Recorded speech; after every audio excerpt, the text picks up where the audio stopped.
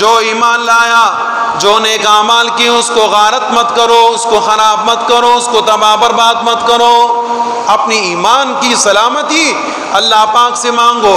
ایک صحابی آئے، نبی اکرم صلی اللہ علیہ وسلم سے فرمایا،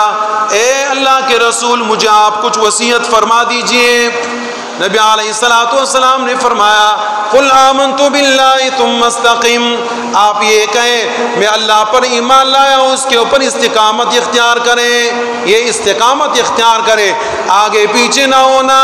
ایسا نہ ہو کہ اگر آپ ایماندار ہو اور آپ آگے پیچھے نظر رکھیں، گناہوں کی طرف آپ کا دھیان جائے، کفر کی طرف آپ کا دھیان جائے، فسق کی طرف آپ کا دھیان جائے، تو پھر یاد رکھنا کہ فتنوں کا زمانہ ہے، معلوم نہیں ہو سکتا، یمسی کافرا و یصبح مؤمنا، یصبح مؤمنا و یمسی کافرا، صبح کوئی آدمی مسلمان ہوگا، شام کو کافر بن جائے گا، شام کو کافر ہوگا، صبح مسلمان بن جائے گا۔ اپنی اس زبان سے، اپنے اس دل سے، جو اس نے اپنے دل کے اندر کالے کرتوت رکھے، میرے مسلمان بھائیوں اللہ کا خوف کھاؤ، جو عبادت تم نے اللہ کے لیے کی اس کی حفاظت کرو۔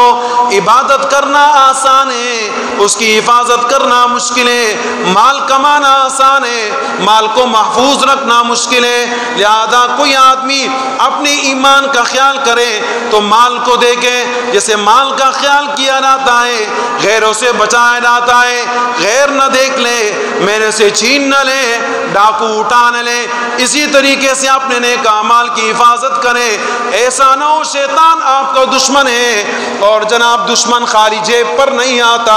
وہ دشمن شیطان آپ کو اس کے پاس نہیں جاتا جو مومن نہیں ہوتا،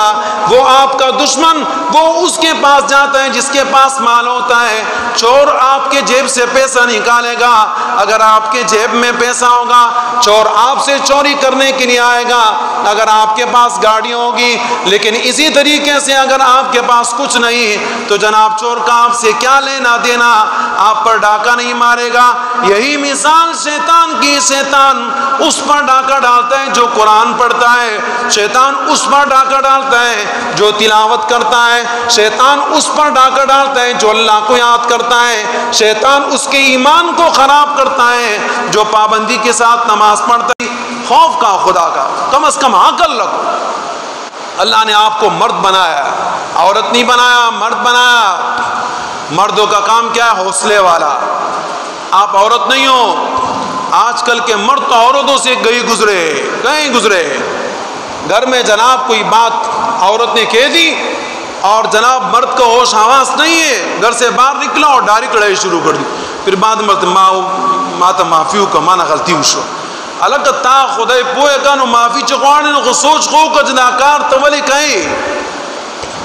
آیا تخو خزنائی کنا خز خود اتصاپا کور کے تخ خدای سڑے جو کڑے طلاق اختیار اللہ تعالی اور کرلی خزل اور کرلی کا سڑی لا کہ خزل اور کرلی سارا مقام بیدے خواندان اللہ طلاقون اور کول دا ٹول بدلتا رہے خیبر معالب پر پوٹ بارو بیانا اس چنے بے خرسا والے ٹولو، لیکن اللہ پاک ددی اختیار سڑی لور کر لے چی عقل بکی سوچ بکی روزان نہ سڑے جوڑ کا زان نہ خزا مجوڑا سڑوں پر طریقی روان ہے۔ اللہ پاک فرماتے ہیں الرجال قوامون علی النساء بما فضل اللہ بعضهم علی بعض، مرد کو اللہ پاک نے عقل مند بنایا، مرد کو اللہ پاک نے حاکم بنایا، یہ حکم کرنے والا ہے اپنے گھر والوں کے لیے، اپنے بچوں بیوی سب خاندان کے لیے حکم کرنے والا مرد سربراہ ہے۔ اسی نبی علیہ السلام فرماتے ہیں کلکم رائن و کلکم مسئول عن رعیتی، تم میں سے ہر آدمی نگران ہے، ہر آدمی نگران، اور ہر نگران سے اس کے ماتحت لوگوں کے متعلق پوچھا جائے گا، لہذا تم سے پوچھا جائے گا تم اپنے گھر کے سربراہ ہو، آپ نے اپنے گھر کو کیسے چلایا، آپ نے اپنے گھر کے اندر انصاف کیا نہیں کیا، آپ نے اپنے بچوں کے اندر انصاف کیا نہیں کیا، آپ نے اپنے بچوں کے دلوں کے اندر فتنہ پیدا کیا، جھوٹ سکھایا، بغض سکھایا، حسد سکھایا، یا آپ نے اپنے بچوں کو راہ راست پر لے جانے کی کوشش کی، آپ سے پوچھا جائے گا۔ ذمہ دار آپ ہو، لہذا غفلت والی زندگی مت گزارو اور پورے اسلام کے اندر داخل ہو جاؤ. اسی کے اندر کامیابی. اللہ پاک ہم سب کو عمل کی توفیق عطا فرمائے.